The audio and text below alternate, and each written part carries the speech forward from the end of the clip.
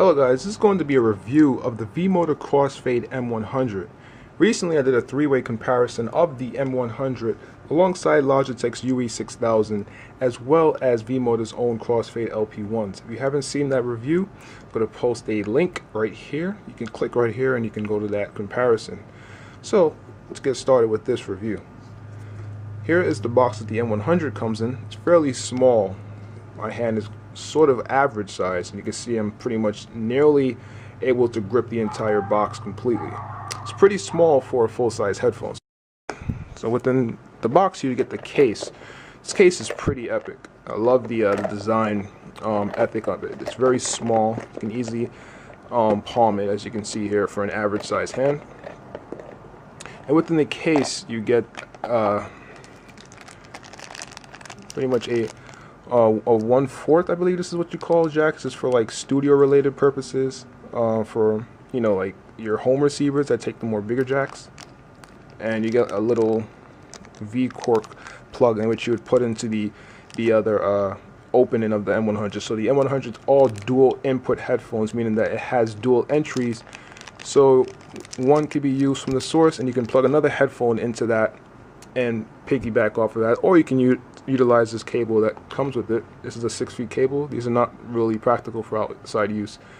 So you basically plug this end into the source,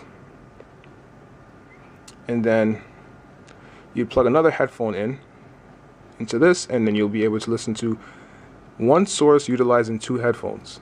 This could be very handy if you're on the bus with your friend and you guys can listen to the same media device.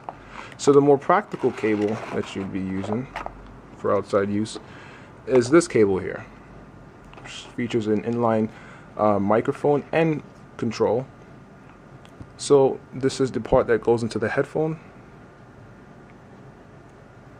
and a little bit down is the actual mic. So the mic is actually independent from the control itself, so I'm going to explain that right now.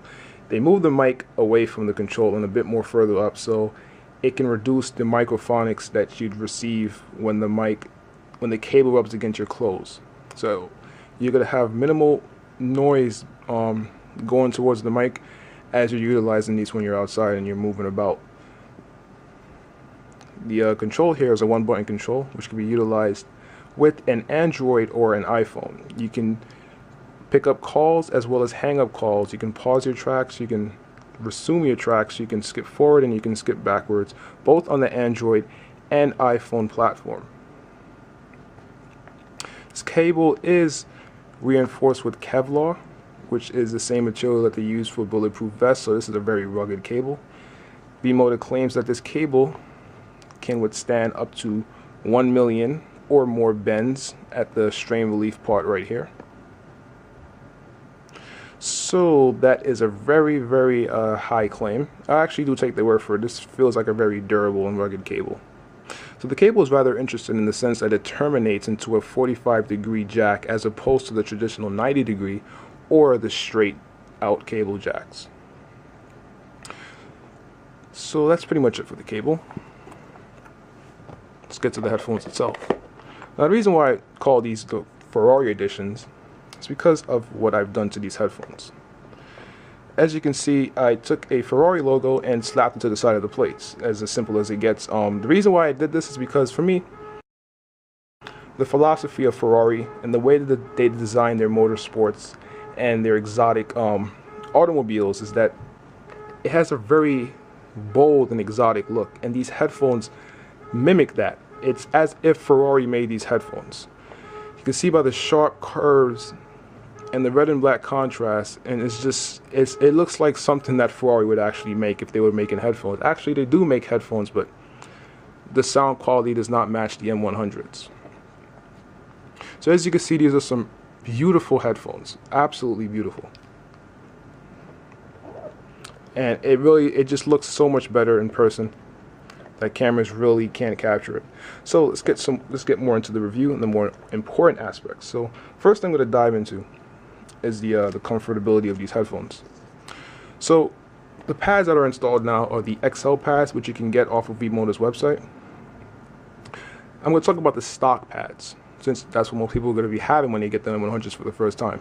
For me, the stock pads were uncomfortable after an hour or so, and the reason being is because the height that you see here from the XL pads, it wasn't as high or as tall as these pads right now, so it was a bit shorter. As a result, my ears didn't really get inside, and the pads would actually rest upon my ears, and eventually the housing of the ear of the speaker over here would go through the pads and then press against my ears, causing discomfort, forcing me to take the headphones off after about an hour or so. Now with these pads, the comfort has risen to the point in which I actually would rank these amongst the most comfortable headphones that I've ever put on my head. I guess to the point I actually look forward to putting these on when I go outside, because they act as ear muffs, because the weather is actually getting colder now.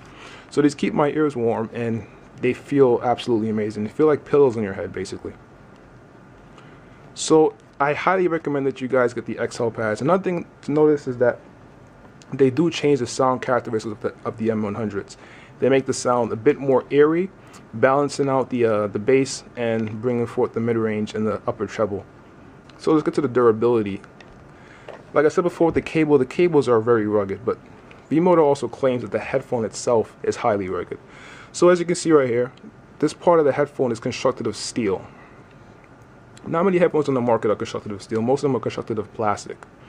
So underneath the synthetic leather over here is a steel band.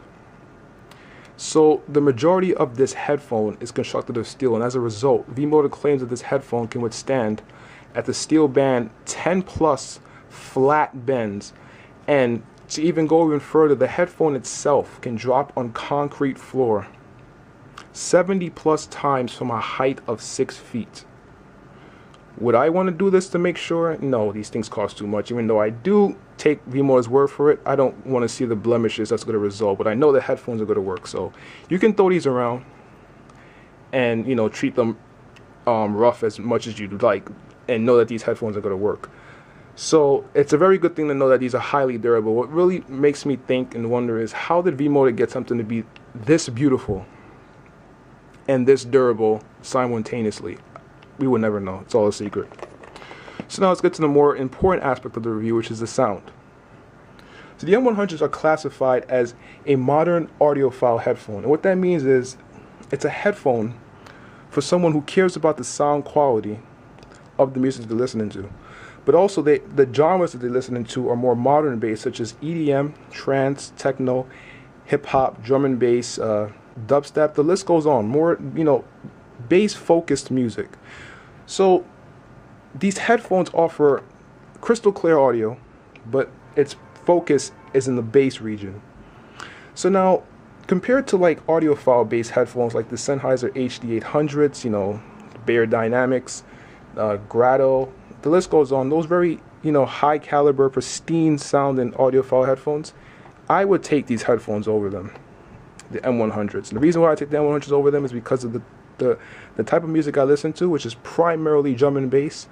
Those headphones that I just listed do not offer the level of bass and satisfaction that the M100s offer.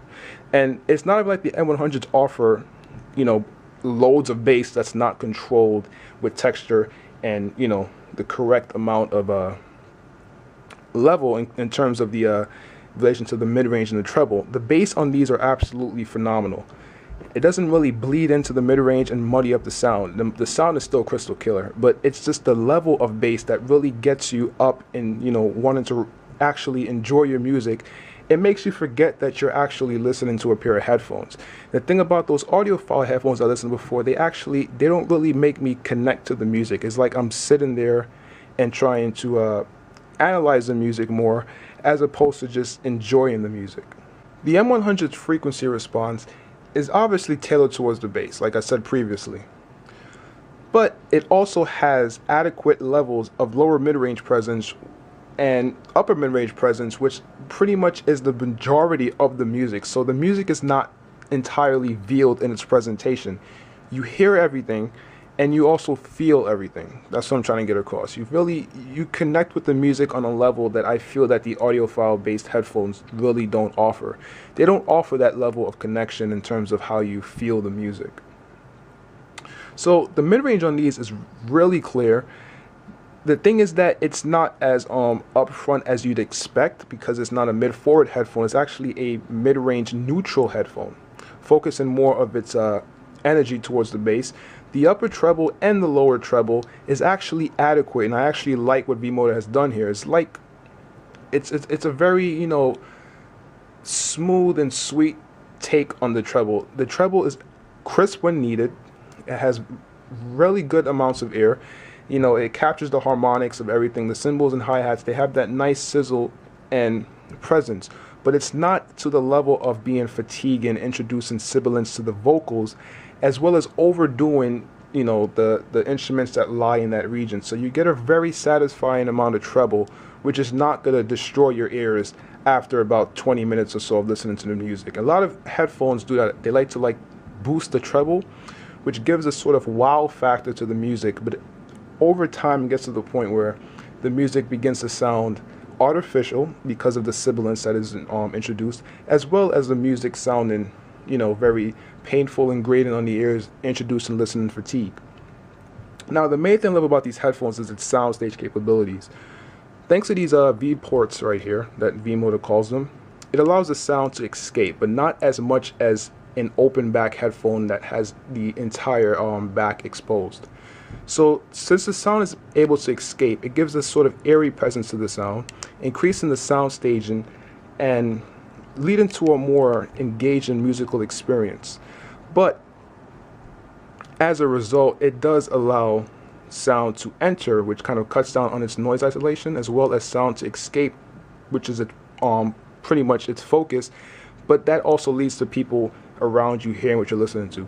But as a result, the sound stage is absolutely amazing. Instrument separation is razor sharp, and just the overall presentation and depth of field is pretty much amazing. It's amongst the best I've heard, basically. So if I can just summarize this headphone in a nutshell, buy it. That's all I can say. If you're looking for, it's pretty much just that simple. If you're looking for a headphone in a $300 range, just skip over everything else that you've seen. I personally don't believe that there's a headphone on the market right now that offers at all aspects to the level that the V-Moda M100s do. There's headphones that sound better, yes, but do they look as good? Do they feel as good? Are they as small? Are they as portable? Most likely no.